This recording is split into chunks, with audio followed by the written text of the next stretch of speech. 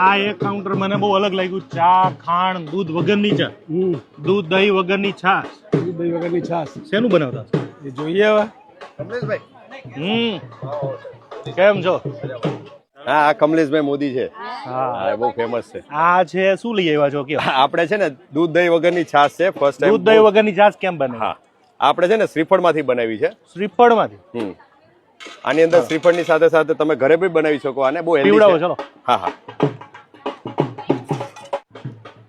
ભાઈ જિંદગીમાં પહેલી વાર દૂધ દહીં વગરની છાશ.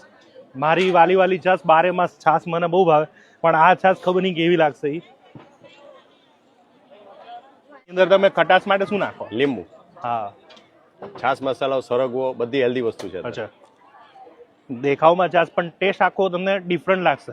એ વગરની ચા પીવડાવો. ચા ખાંડ વગરની ચા. ચા ખાંડ વગરની ચા. અત્યારે અમે કાજુનું દૂધ યુઝ કરી છે ચા બનવા. કાજુનું દૂધ. હા, દેશી ગોળ પાવડર અને કાજુનું દૂધ નાખેલું છે અને મસાલા નાખ્યા છે. આની અંદર ચાય નથી, સફેદ ખાંડ બી નથી. આ દીપુભાઈ કંઈક અલગ લઈ આવ્યા છે. કંઈક અલગ જ તમને. કોઈ એવું ના કહેતા કે દૂધ વગર ચા ના મળે. જો બનાવી દીધી. બસ પિક્ચરમાં નથી ઓલી ચા ખાય છે. આ આપણે આમ જો કે ના ખાઈ શકો, પણ આ ખાઈ શકો છો.